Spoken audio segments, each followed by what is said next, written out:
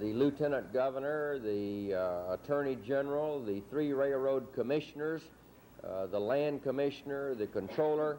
All of these people met with me, and over a period of about 3 months, we evolved what is known as the Texas position on energy. Now, in that position, one of the things that we are unanimous about, and it has nothing to do with partisan politics, is that the windfall profits tax is discriminatory against Texas, and we are absolutely opposed to the windfall profits tax.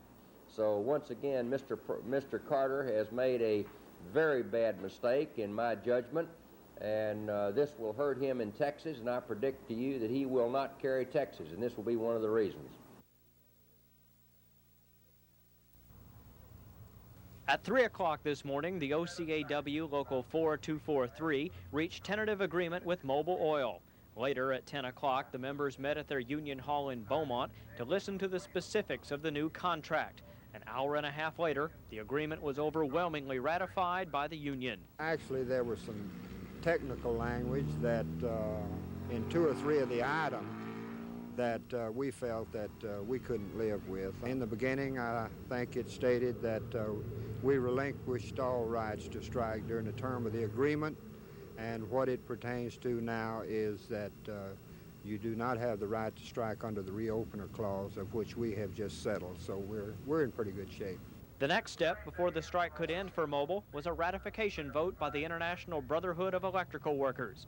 This afternoon, they also ratified the new contract. Both actions ended up like this. Workers returned to the Beaumont plant this afternoon at 3:30. I think that everything come out, that there's no hard feelings between the management and men that I can see. Yeah, I think of a union and company, I think they did a nice job. Just ready to go back, though, really. And I know they're ready to come out, too. I'm glad to have a job, go back to. Glad it ain't blowed up. Time to go back, about fished out. The Mobil ratification leaves only 2 major oil companies that have not come to terms with their unions. Gulf and Texaco have no problems with language, but discipline issues at those Port Arthur refineries are keeping the negotiations at a standstill. Fortunately for Mobil, they did not have the violence at their picket lines. It's a lot easier to negotiate with companies with lawful pickets than it is to get involved in any violence and then end up ratifying and then have to be concerned about getting involved in negotiating people's jobs back. As always, we'll keep you posted on any further labor developments. Bruce Cates, Channel 6 News.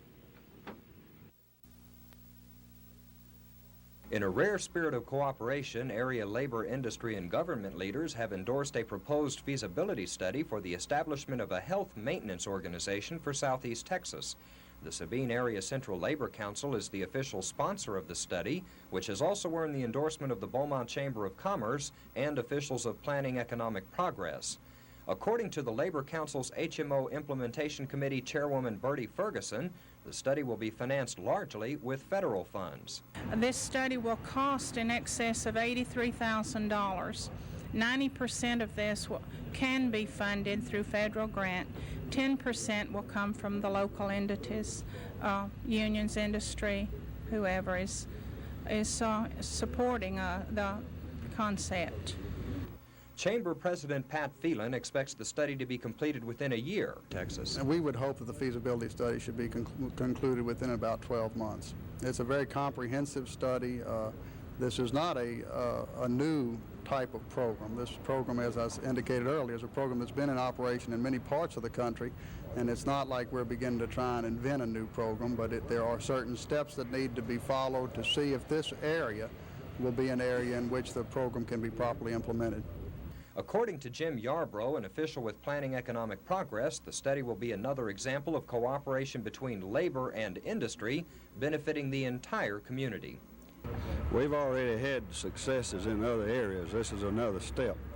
But our goal is to bring this entire community together to increase productivity, which will in turn attract new industry, which will create new jobs that will make all of us have a higher standard of living. Albert Zipp, Channel 6 News. The three candidates, Manuel Holloway, Richard Bianco, and incumbent Maury Myers, have all geared their campaigns towards meeting the needs of the people. Holloway says that more social programs are needed in Beaumont, as well as more minority input. Because I have a sincere concern for all people. I offer the chance for minority input, which I feel is in the best interest of all Beaumonters. And that kind of input is the kind of thing that is in keeping with democratic principles. Bianco has based his campaign on attacking the present administration, which he says is dragging its feet on community development. Bianco also says he does not like the way the city has been spending its federal funds. The Tourist and Convention Bureau, $250,000 that we can't account for. We also have our Civic Center problem right here, and we have our street program with streets buckling, just paving streets for political purposes. And we still have those federally funded police radars giving out tickets while our women are being raped. Here in Beaumont, we're up 400% in that category, and we have 60% up on burglaries and theft, and they're just laughing at the sword of justice here in Beaumont. We've got to put criminals behind bars. Incumbent Mayor Maury Myers says his philosophy has not changed. He believes the city will continue to grow, and many of the projects council started will be completed in the near future. Aside from projects, etc., I think it's imperative, because I think the people expect and deserve fair and equal treatment as we relate to streets, anything that we do. And I continue to pledge that kind of response to all the citizens of Beaumont, be it suggestion or concern. My open door policy will continue, because we're in this together. Those are the three candidates for mayor in this year's city elections. Tonight at 10 on The Update, we will profile two of the candidates running for the Ward 2 council seat. Jim Oliver, Channel 6 News. Have you ever gone into your local Social Security office, been given a number, told to have a seat, and had to wait for what seemed to be an eternity before you got service? Well, it's not necessary anymore. The reason is teleservice. Just about all Social Security business can be handled over the phone. And what this does, it saves a person the time, the trouble of getting in his car, driving over here, finding a parking place, then getting into the office, and then waiting to be waited on here. He can do everything over the phone in the convenience of his home. I need to ask you some questions. I'm going to fill out an application form over the telephone, and I will mail it to him for him to sign and return to me. Is that all right? All right. Now, this is going to take us about 10 minutes. Retirement, disability, supplemental income, and most all claim business usually handled in your nearest Social Security office can now be taken care of on the phone. Right now, we're currently running about 40% teleclaims. I'd like to see that get up above 50 and close to 60%. Orange and Port Arthur residents can call the Port Arthur office at 983-8211. Beaumonters and other area residents can call 838-0271. If you've already been processed with Social Security, you can call toll-free 1-800-392-1603. Wayne Sparrow, Channel 6 News. This is Mrs. Landry. May I help you, please? Claiming he is willing to work hard for Beaumont citizens, Albert Dubose was one of the first candidates to file for the city elections. Dubose has a government and public administration background, which he says is important in a political campaign. The thing that makes me best qualified to serve on the Beaumont City Council is the desire on my part to serve and the willingness to put in the work necessary to do a good job. Coupling with that my background in government in all areas of government, federal, state, and national, and in particular my background in public administration.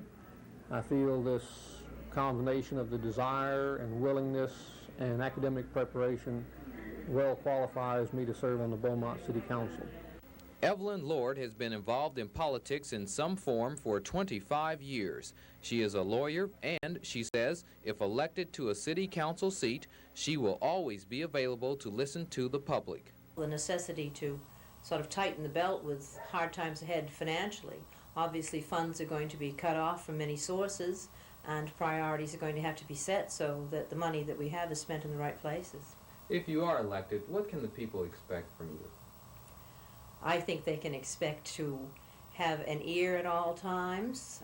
I would certainly like to feel that they could come with all of their problems to me, that I would like to represent everybody in the city. We will continue our Meet the Candidates profile Friday night at 6 when we talk with the remaining 3 contenders running for the Ward 2 seat. Jim Oliver, Channel 6 News.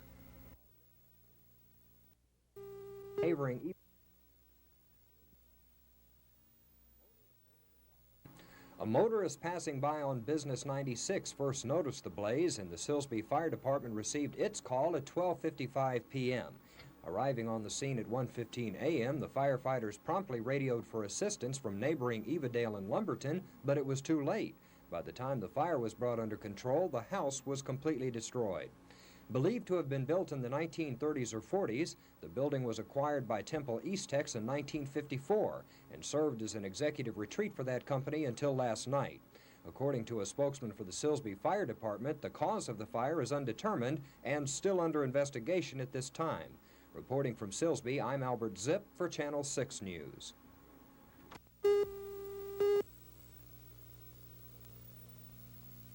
The survey was taken by a research class at Lamar University by telephone about 3 weeks ago. 388 registered voters were surveyed, and the results were somewhat surprising.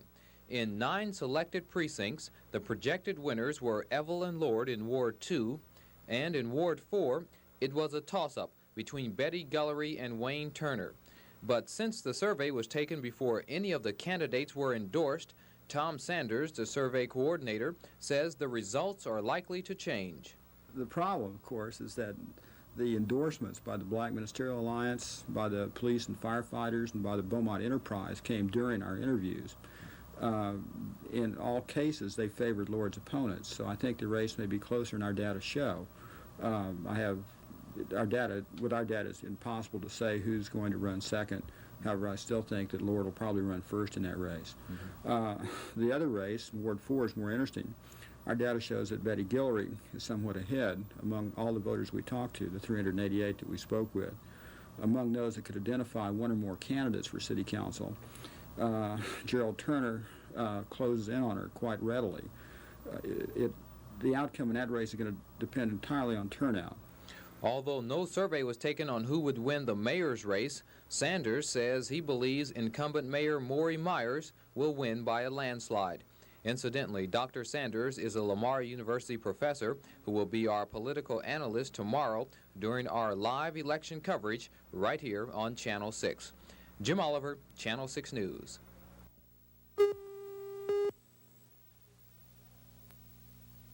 Marilyn Adams has been a Beaumont resident for 25 years, and 20 of those years have been devoted to civic work. She says she has listened to citizens about some of the problems in Beaumont and wants to be on City Council so she can help solve some of those problems. City of Beaumont, and I've been listening to the people talk about the various problems that they see that Beaumont has, and in my own way, through whatever organization I was working with, I tried to help solve those problems. And being on the City Council will enable me to help solve those problems to a larger degree. Richard Ramirez says he is active in civic work and he knows the needs of the people here in Beaumont. He believes the city needs more social programs and the elderly should be given better care. I have gotten very close with the people in the South End, North End, and all around the Beaumont area because we do some work for them, especially senior citizens. And I'm in and out every day in the areas, so I know the needs of the city of Beaumont and the needs of the citizens. And I'm very interested in trying to get more social services. John Conway is the youngest of the candidates, and he says he is full of new ideas. He believes his management background will be useful on City Council. What I want to do on the City Council is to inspire people in Beaumont to get out and to get active into their city and to take responsibility for it. I'm young and I'm energetic, and I got some new ideas. And of the 5 of us that are running on the City Council, I seem to be the one that's out there trying to get Beaumonters to think about solving some old problems with some new ideas. Tonight at 10 on The Update, we will finish our city candidate profiles with a look at the contenders vying for the Ward 4 seat. Jim Oliver, Channel 6 News. Port Arthur has one of our most progressive branches. The Reverend A.C. Sutton, head of some 105 Texas NAACP chapters, was in Port Arthur, and he said that branch's education idea should go national. If you start working with those children early, as he's working with them, then those children will not be problems when they get to the 7th grade, in which they cannot cope with the educational qualifications that they need because they didn't get the foundation, and then they go into the area of crime, paint sniffing, and all of this. I believe that we go into the educational area and prepare these children. They have a scope, they have a way of life, and that way of life doesn't go down the way of paint sniffing and glue sniffing and marijuana and so forth. So they don't have that need. So when I'm extremely proud. In fact, I wanted him to be sure and send this program nationally because other youth councils are carrying on programs and we like to exchange ideas. The civil rights leader also used the visit to Southeast Texas to express disapproval with Carter administration cutbacks. See the programs and other programs or training programs, and that the ratio of young blacks in those programs, in the actual hiring area, has not increased as we'd like to see. And if we begin to cut back, then what opportunities do they have at all in order to be successful? From Port Arthur, Wayne Sparrow, Channel 6 News.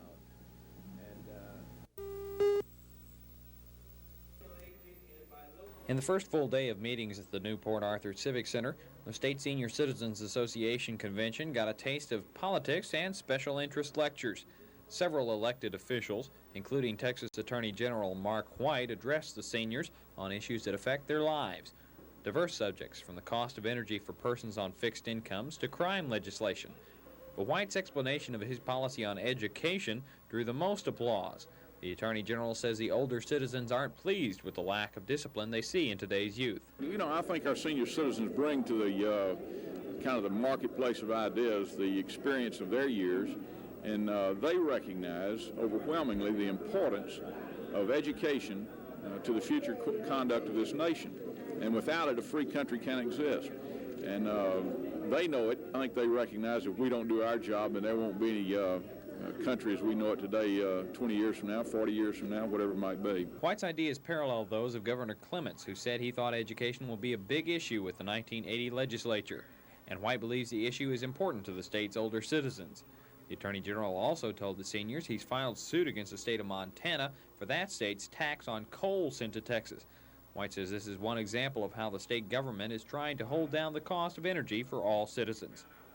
From Port Arthur, David Lowell, Channel 6 News.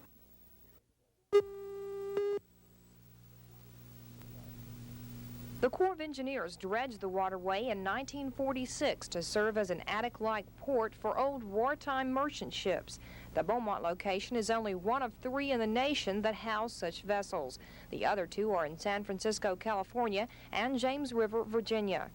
The Beaumont location is big enough to hold up to 500 ships, yet the most it's ever seen is 367. Today, 53 merchant ships are maintained here by the Maritime Academy and the Department of Commerce. George Waddell heads up the academy here and has for the past 31 years. Today, he showed us one of the older ships around, the Victory class, known by many because of the V on its chest. The Victory ship was basically the ship that we used to win the World War II. It was the ship that carried most of the cargo to Europe and also over in the East. Ammunition, guns, dry cargo, foodstuffs, anything that the military needed. The Victory class was the first ship to anchor here in the late 40s following World War II. It saw action again in the Korean conflict and the Vietnam War, but by now the mothballs have just about taken over. 15 of the 25 Victory vessels are scrap candidates. The Victory is being phased out for a new and better ship, one of larger capacity. It's sad anytime you see a ship leave here to go for scrap, just like the old Liberty vessels that they took out and gave to the state of Texas for offshore reefs. It takes a little bit of the history away, and it's a certain sadness, yes. The rest of the seagoing vessels get a physical each year, a new paint job every 3 years, and a machinery rotation twice a year by the 44-member maritime crew. In case a war breaks out, many of them can be readied in 5 to 10 days. All of the Victory-class vessels and the other, more modern ships are off limits to wayfaring tourists. In fact, it's a little eerie around this place anyway, with a fleet of 53 ships and no one on board. With the mothball fleet, Barbara Bedrick, Channel 6 News.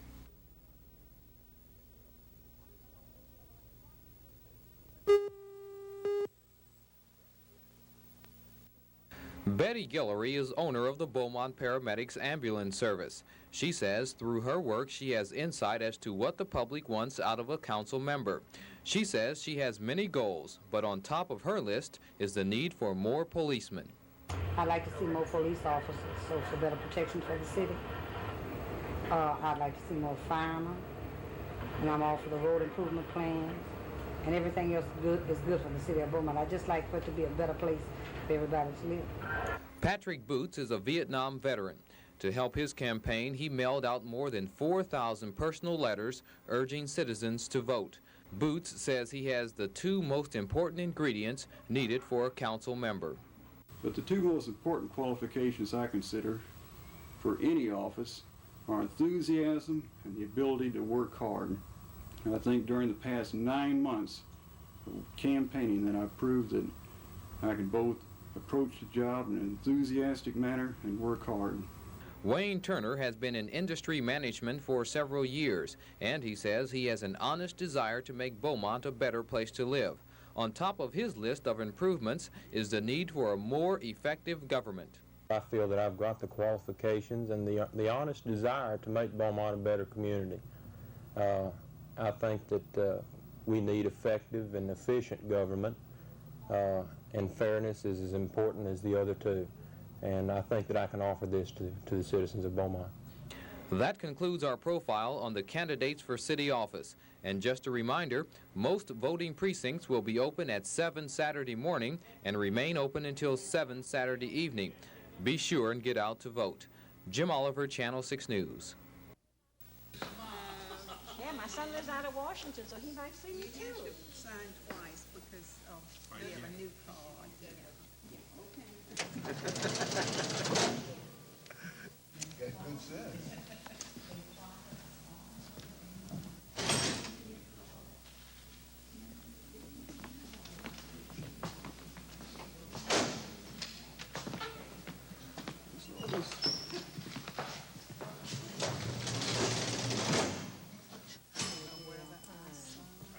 Okay, bye-bye. Bye. Yeah, bye.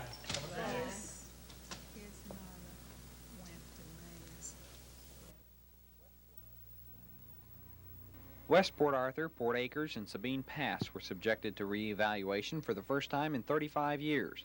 The County Assessor's Office is completing the reevaluation that began 4 years ago, and those 3 areas are receiving notices in the next few days. Hazel Widow has lived in this area of West Port Arthur for 19 years in this house, along with her husband and 9 children. Now only 3 of the children are at home, 1 is away at college, and her husband is on strike from his job at Texaco. So the news of increase in taxes doesn't come as a pleasant surprise. You know, it hits you a little hard because well, I'm not working, just my husband working. It is kind of hard. And I think it should be a little less. What kind of an effect do you think that taxes going up on you will have here? Well, it will have a lot of effect on me because, I mean, I'm not, you know, really that situated to pay high taxes. We know we have to pay taxes, but not too much a year, you know, because like it is there now with things so high with a family, it's just hard to have to pay taxes and then, you know, other things you have to pay. With inflation running at a torrid pace and property values skyrocketing across the country, chances are good folks in this area are going to be seeing a big increase in property values and taxes. If you receive notice of an increase and think it's not realistic, you should call the assessor's office at 983-2725 or 983-1675 in Port Arthur and 971-2331 in Sabine Pass. From Port Arthur, David Lowell, Channel 6 News.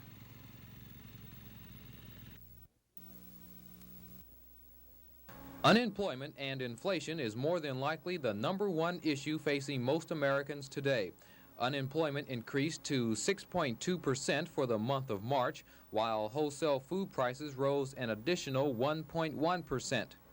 As many of you know, President Carter and the Federal Reserve Board have pushed interest rates upward in an effort to slow down inflation and take some of the pressure off prices. While in Port Arthur this afternoon, we asked several people what they thought they could do to help slow down or possibly even stop inflation. Well, at the rate things been going, I really don't know. Probably cut back on buying overpriced goods, you know, this markup on stuff. I guess that would be one way of like having manufacturers cut back on their needless markup on items in this country. I don't know. I don't want to get involved in that. Sure, cut down on all this spending that they're doing for lectures and things that they really don't have to have. They can cut down on all of that and kind of help a lot. Is there anything that we can do about inflation, the public? I don't think so. We can do some things, but if nobody's going to do it all together, then why, you know, it's up to everybody to do it, not, you know, maybe if we started something. Is there anything we, the public, can do about inflation? I really don't know. Stop buying. What would that help do? Make the people who are selling these things realize that everything's getting to be too high and we can't afford it anymore. Something can be done if we had the right people in Washington. And there may be some good news out of Washington. Economic officials there believe that in the next 3 to 6 months, we will begin to see a slight decrease in overall prices. Jim Oliver, Channel 6 News. Texas speeders, beware. In the past, you could depend on seeing a marked patrol unit on the side of the road with the radar blaring before you got your ticket. Now, the radar is inside an unmarked unit. It's the latest in a series of measures to ensure that Texas drivers stay at the 55-mile-per-hour speed limit. In a visit to the Golden Triangle this past week, Texas Governor Bill Clements defended the unmarked units as a way to stop dangerous speeding in the state.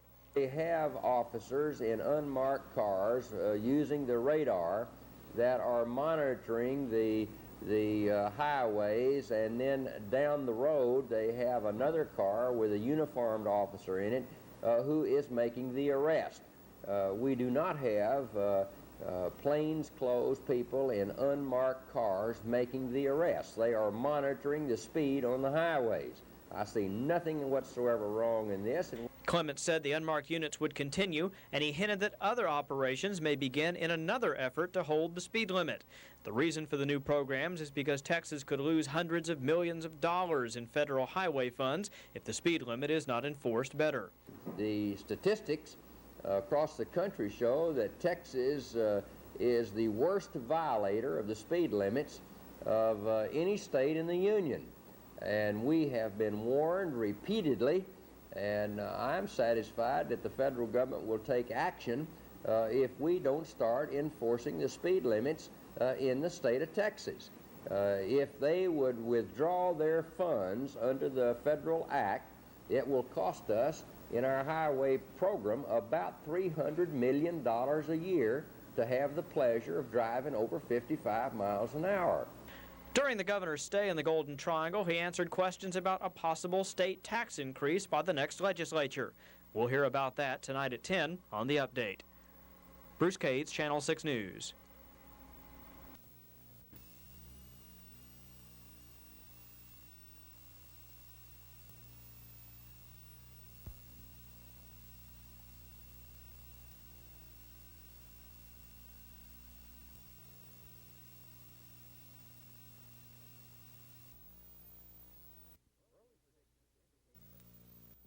Early predictions indicated that only 10,000 people would vote in the city elections, but as it turned out, more than 14,000 voters went to the polls. In the mayoral race, incumbent Maury Myers had an easy time as he breezed to a second straight term with more than 80% of the vote. Well, of course, I'm very pleased, particularly so because, you know, you're working and you're trying to do things and you're trying to really get things done that please the community, and the way you know if they are is through their vote. And so yesterday's response, of course, pleases me very much.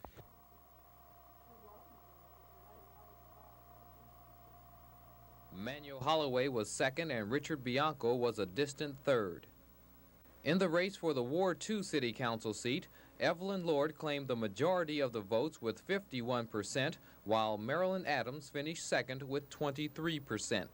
Most of the candidates and myself, we had a good time, and of course we saw so much of each other we began to feel like a family before we got through. And a couple of the candidates even came last night to wish me good luck. And Ricardo Ramirez, even though he had called already, he jumped in his van and he and his wife came over to headquarters and again to say good luck, and it was really a very warm feeling.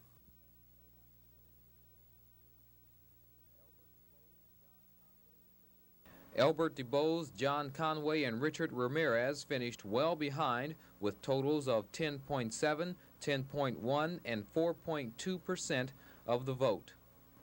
In the Ward 4 race for a city council seat, Wayne Turner piled up more than 6,000 votes for a clear majority at 52.3%. Everybody was very fatigued last night, and but yet we're still at the same time very happy with the results. A lot of work from all the different helpers, friends, relatives, neighbors, and in general, very pleased that the citizens of Beaumont decided that I would make a good councilman for them.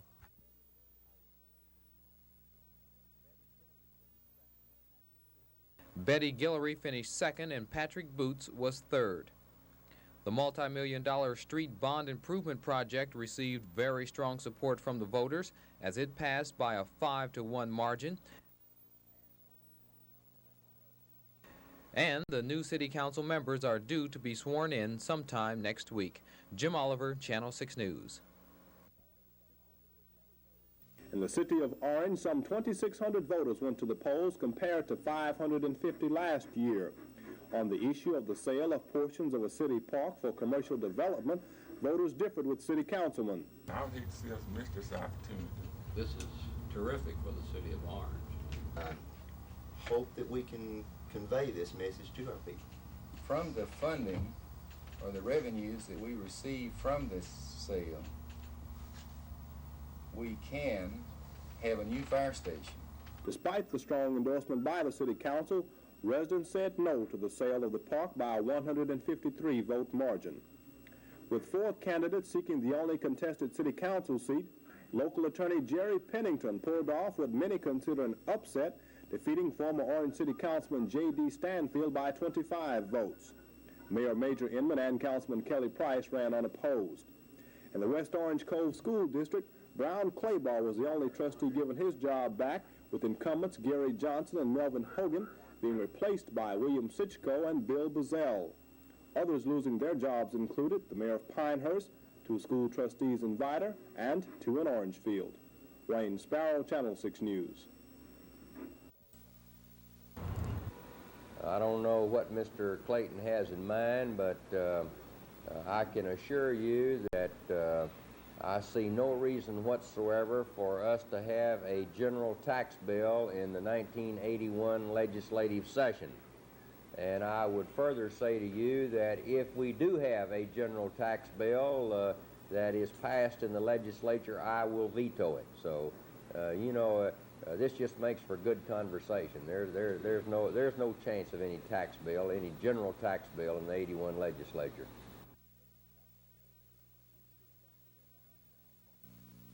Easter Sunday in downtown Beaumont meant wet streets and a bus from out of state parked at the city auditorium.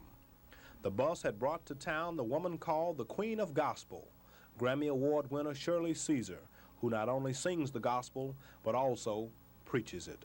They got some thieves here that can steal the sweetening out of gingerbread. I got some you can't steal. His name is Jesus. I'm gonna shout because I got something that Jimmy Carter can't take from me. I'm gonna shout because I got something that I told her can't take. They can't kill nobody, but this joy I have, so the world did to me. The gospel is the death, burial, and resurrection of our Lord and Savior, Jesus Christ, and I think that the gospel is really the story of Jesus just put in music form.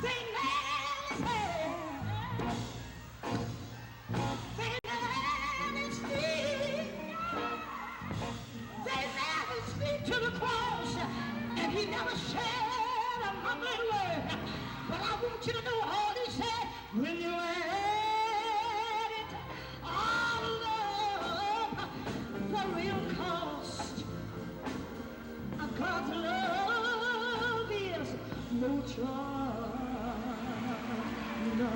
Wayne Sparrow, Channel 6 News.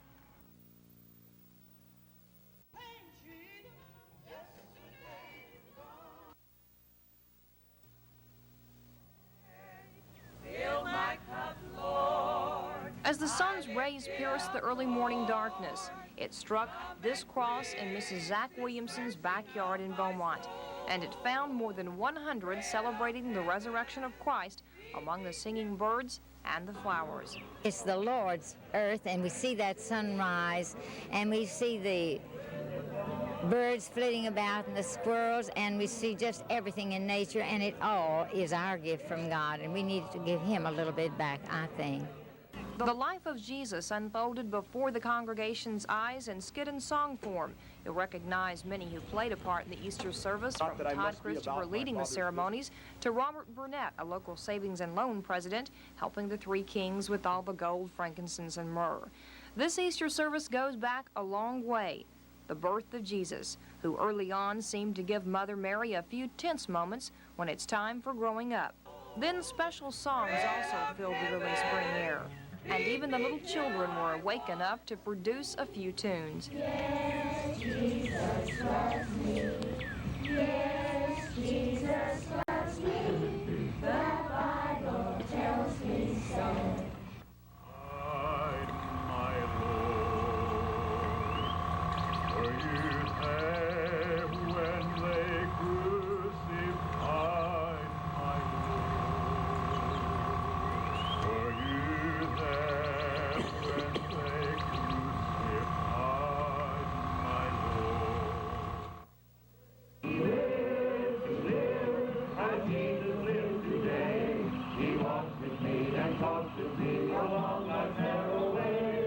This is the 25th year Mrs. Zach Williamson has held the outdoors Easter service. Sunrise service is going inside. I like it outside. Let's have a sunrise service in our yard. He said, we'll do it. Well, believe me, it rained all Saturday night. And I said, what will we do? And he said, we'll come inside. So sure enough, I didn't think anyone would come. 37 sweet people came to that first Easter sunrise service. It seems like it's grown larger and larger every year. Oh, yeah, like Topsy, it just growed. She doesn't let her friends from all walks of life go away hungry. Her cook is in at 4 a.m., and even the little shepherds partake of the homemade biscuits, bacon, and eggs. But breakfast isn't really what brings the folks here from as far away as Ohio. It's the feeling the people get, not only from Mrs. Williamson, but the presence of the Spirit. And for these early risers, getting up before dawn may just be their way of starting a new life every day. Every morning is Easter morning. Every morning is Easter morning. Every morning is Easter morning. From now.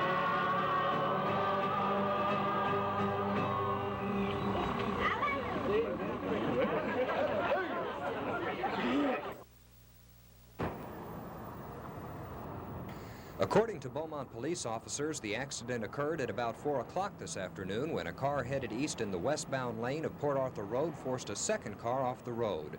The driver of the second car, Don Smith of Beaumont, sustained no injuries in the accident. His car did suffer extensive damage, however, to the left front fender, grille, and tire. The driver of the first car was apprehended by Beaumont police shortly after the accident, and he'll be charged with driving against traffic and leaving the scene of the accident. His identity was unavailable at the time of this report. Albert Zipp, Channel 6 News. The binding arbitration ordinance passed by a narrow margin. The final count was 5,649 for and 5,275 against. Beaumont now becomes the first city in Texas to have such an ordinance. Beaumont Firefighters Union President Larry Williams says he was not surprised by the close vote, but he is happy with the results. We're pleased and we're thankful to the citizens for giving us this tool to bargain with, and we hope we can, merit their good deed in the future, and I think we will, and I don't think we will misuse the binding arbitration issue. In fact, we mean to use it and not abuse it. Williams also indicated that binding arbitration is not likely to be used in trying to reach a new contract for this year, although the firefighters have been working without a new contract since October. With this on the books, with this ordinance having been passed, I think it will have some impact on city administration in reaching an agreement, knowing that we can arbitrate it if necessary. Binding arbitration allows both sides to sit down along with a neutral party who then works out a final agreement. Jim Oliver, Channel 6 News. Motorcycles used to race over the hills out here on Pleasure Island, but that's been closed down for some time. And now, thanks to the federal government, a long-awaited park will be built on this site. This wasn't the original site for the park on Pleasure Island, but present plans are to build the park here. In 1976, the Soil Conservation Service asked the city of Port Arthur to get involved in developing a waterfront park on the island. The service performed some engineering and design work for the plan, but never came up with the money it had pledged to spend in actual construction. The city, in the meantime, sold bonds and collected $750,000 for the project. When the Conservation Service pulled out of the project, its proposed expenditures went with it. Pleasure Island Development Director Bob LeBlanc says he thinks the Conservation Service broke its contract when it stopped supplying services to the project. Well, we considered that the whole park was a package project, and so they had money for the engineering portion. So we had all of our money. So they went ahead and paid for it, and then sent us. Then waited a long time waiting for their money before they ever billed us. Then they billed us, and now their attitude is that we'll either pay them or they're going, we'll go to court. With matching funds from the Department of the Interior, the project will get cranked up again soon. LeBlanc says the next 30 to 60 days. Now the park will be built on the old motocross track area with the city's bond money and federal funds. And LeBlanc says the project should be completed within 2 years. From Port Arthur, David Lowell, Channel 6 News.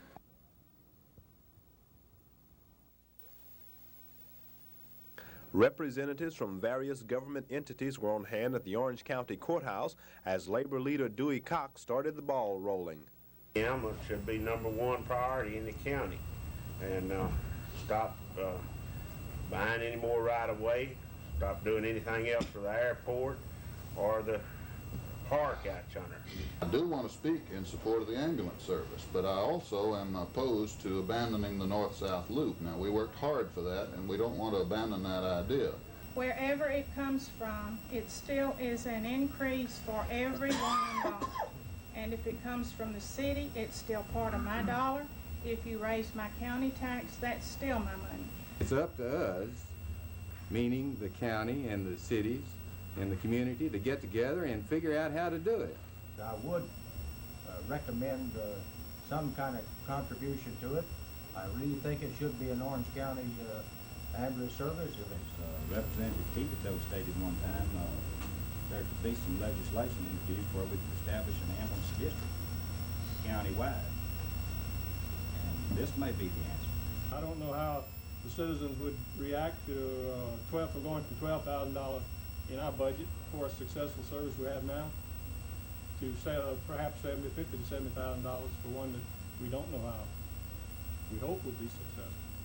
When all was said and done, a meeting had been set for next Monday at 2 p.m.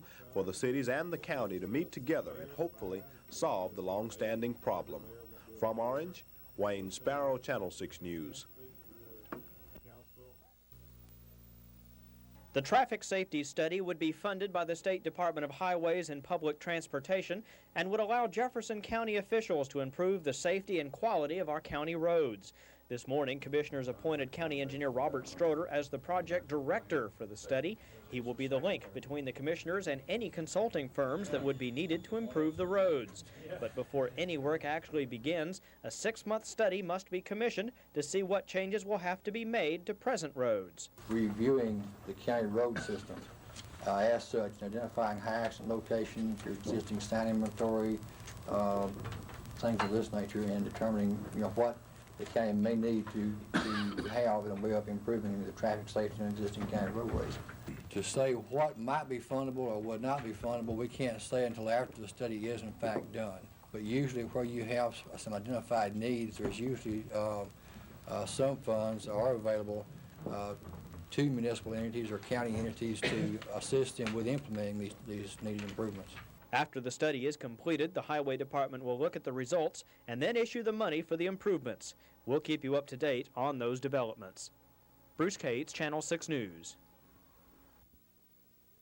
He's done everything he could think of to do. We've had diplomats from 10 countries talk to him, 8 sets of lawyers. We've done everything reasonably that could be done, and I think that he has no alternative now but to turn the screws, and sanctions are in order, in my judgment, and high time. I do not think he should delay any longer, and I certainly applaud and support his efforts to invite them to leave this country. They have not behaved in a decent manner, and we don't need them. A special meeting of the Coon City Council was called to certify city election results from this Saturday. But before that could be done, Luther Fletcher, a candidate for the City Council Place 4 seat, presented a letter asking for a recount in that race. Fletcher lost to Joel Richardson 188 to 182. There was some confusion among City Council members as they were trying to decide whether the recount should be done before or after the election was certified. After long discussion, Council voted to approve city election results. 3 City Council members and a new mayor were sworn in. Coon City Council member Joel Richardson feels the votes were counted correctly. Fletcher has filed a letter and wanting a recount. The council should act one way or the other on his request. Now, I don't know how they will act, but they have a choice. They can act on it. And the margin was not that great, and I think he has probably a very good right to want a recount. But I asked just a while ago, and he said that I would get an attorney that probably would be able to give me further information on just what to do about it, since they didn't know just what to do, and they said they wouldn't be able to tell me in public. They would like to tell me kind of on the private side. So I'm waiting now for further information. So I will be contacting one of my attorneys to find out just what I'll have to do.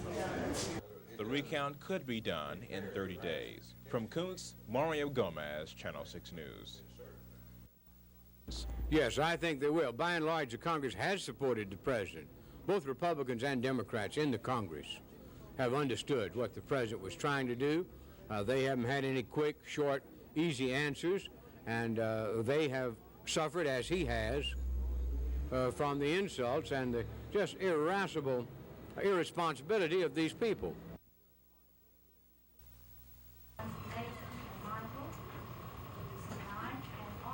Offered or promised to pay. Paid, offered, or promised to pay. Contributed nor promised to contribute. Contributed nor promised to contribute. Any money or value.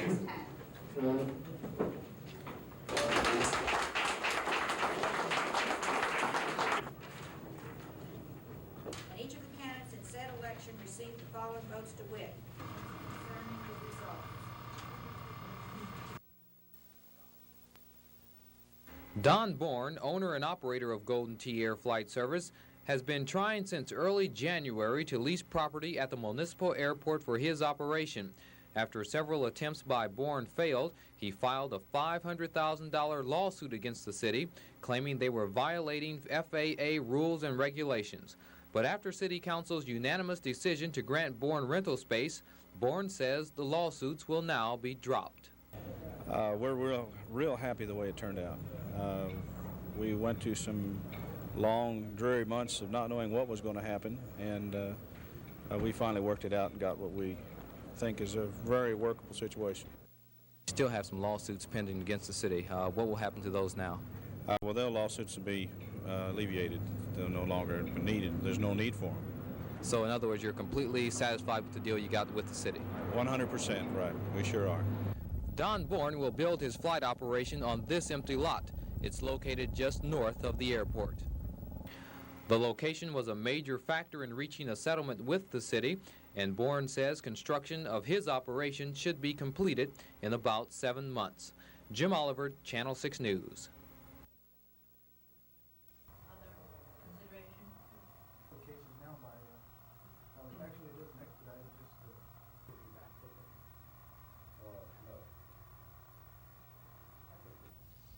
Plans and specifications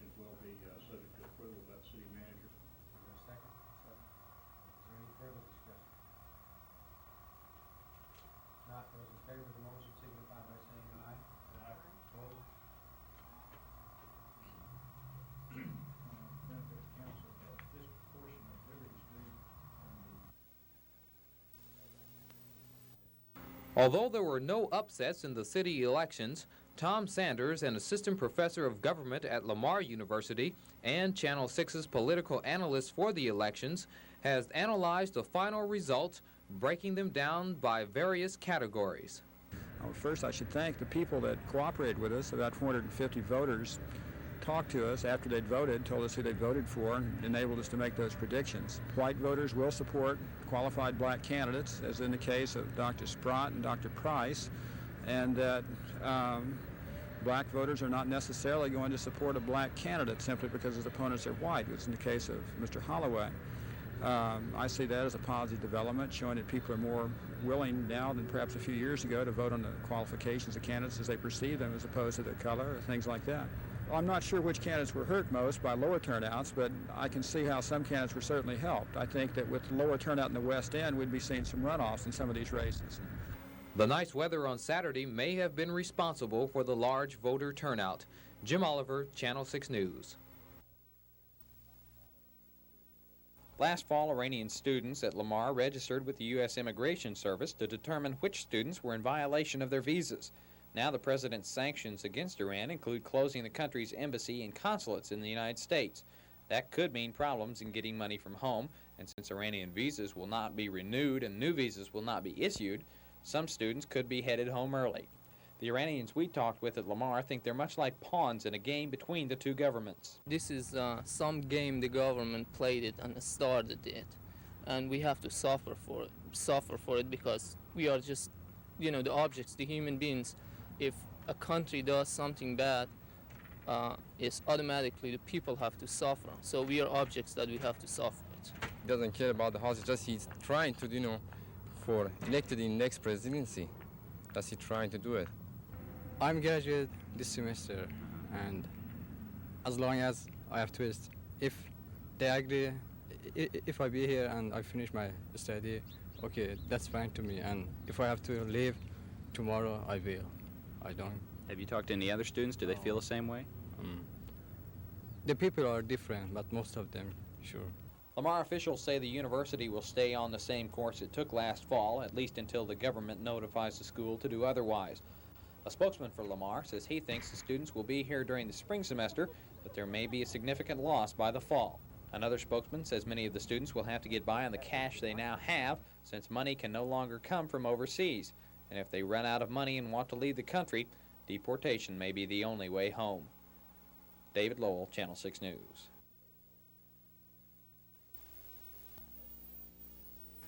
FBI agents and federal marshals arrived at the consulate just before 3 yesterday afternoon.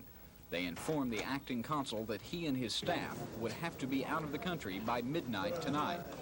They then sealed off the entrance. Consular officials were allowed to come and go, but no one else was allowed inside. Your name is what, sir? My name is Rastigo. Can't go in. It's closed. We just came in. Call them on the telephone. I'm sorry. Call them on the telephone. You can't go in. Around 10 o'clock, 12 Iranians finally left the consulate. Then an hour and a half later, the acting consul and the rest of the staff came out. They said they were glad to be leaving.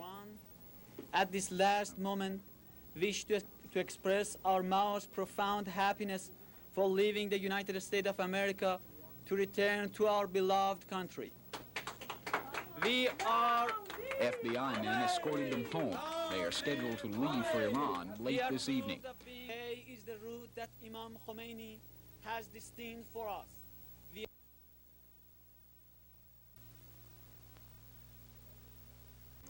In an effort to balance the fiscal 1981 federal budget, committees of both the House and Senate have cut hundreds of millions of dollars from the U.S. Postal Service federal subsidy, with the specific intent of doing away with Saturday mail deliveries. Naturally, this has been of some concern to senior citizens who depend on prompt delivery of their Social Security checks to meet the growing demands of our inflation-troubled economy.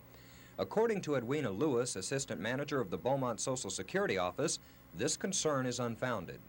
Okay, it's not going to be a problem because even if they stop the Saturday mail delivery, the checks would be delivered on Friday. Anytime the 3rd falls on a Sunday or a federal non-work day, the Social Security checks are delivered that Friday. It's an act of Congress and a Social Security regulation, and worked in together, it is definitely for the beneficiary's advantage. In other words, Social Security checks are dated on the 3rd day of the month following the month for which the payment is due. When the 3rd falls on a Sunday or a federal non-work day, the checks are dated and delivered on the 1st or 2nd of the month to ensure their prompt delivery. Thus, should Saturday mail deliveries be suspended, if the 3rd falls on a Saturday or a Sunday, checks will be dated and delivered on the preceding Friday, and Social Security recipients will get their checks not just on time, but actually ahead of schedule. Albert Zipp, Channel 6 News. The new mortgage rate is flexible, and interest can be revised every 3 to 5 years. The approval to this type of mortgage was given because present record interest rates have made it too great a risk for homeowners to afford a place to live. The risk is still there for those of you that want to purchase a home and make a loan for 30 years, but the risk is not as great as it used to be. Interest rates can only rise 5% or drop 5%. The renegotiable rate mortgages would protect some home buyers from being locked in for 30 years to present interest rates, but home buyers could be forced to pay higher monthly payments if mortgage rates increased. At the end of a 3-year period or 5-year or whatever the term is that's written into the mortgage, at that point, the rate would be adjusted to what market rates are at that particular time. So the rate would change up or down according to what the market interest rates are. The new plan was designed to help the sagging savings and loan and housing industries. The rates that we receive on our mortgages will more nearly parallel what's going on in the economy in terms of current market rates. So if our mortgage rates change, it makes us more capable of paying higher rates to our savings customers. Savings and loans in the Golden Triangle are already offering this service. Bruce Cates, Channel 6 News. Beaumont Police Detective Charles Ashford was searching for clues into the disappearance of a young Beaumont woman when he stumbled upon the badly decomposed body of what police officers say appears to be an older black male. The body was found in a wooded area on the side of a drainage ditch near the 2400 block of Cartwright. It is unknown just how long the body was in the area. However, detectives feel it was there for at least several days. The decomposed remains were taken to Williams Funeral Home, and an autopsy will be performed to determine the cause of death. Police detectives continue to look for Suzanne Kunth, a 24-year-old Beaumont woman who has been missing since last Friday. Kunth, who is a librarian at Lamar University, was last seen walking home on College Street after her car broke down. Police officers fear she may have been abducted while on the way home. Mario Gomez, Channel 6 News. The pickets at the Texaco Port Neches plants were not the Traft and Crade unions that settled with the company. They are members of the OCAW union in Port Arthur. They were striking the Port Neches plants because of problems between Texaco and the Port Arthur OCAW union. We've been trying to meet with the company for a couple of weeks now. The company won't meet with us on the discharge cases. It's a local decision. It's up to local management to get off the discharge. They've got off of it at one location. They won't get off of it here. And all we want is get off the discharge, and we won't have to bother people like this anymore. If it takes going out to other locations, we're going to go out to other locations also. OCAW and Texaco reached a tentative agreement on contract language last month, but both sides are still hung up on the discipline issue, which resulted in one man being fired. Union officials say Texaco should have handled the matter by law since a court injunction was in effect. The company says it prefers to settle discipline problems through the normal grievance procedure. The union feels different. We're hollering that they should have paid our insurance benefits. They said the contract wasn't in effect. When in different cases, in arbitration, they said it wasn't in effect. Now it's to their benefit, now they say it's in effect. Well, you can't have your cake and ice and everything and eat it all, son. We're going to want part of it too. Bruce Cates, Channel 6 News. Well, because it's important. People are more concerned. You can't explain away 18% inflation. It's different when it's 4 and 5 and people can get along with it. But 18% inflation rate is just too hard. It's hard on the working men and women, it's hard on the underprivileged, and it's extremely hard on the senior citizens that are trying to survive on fixed income.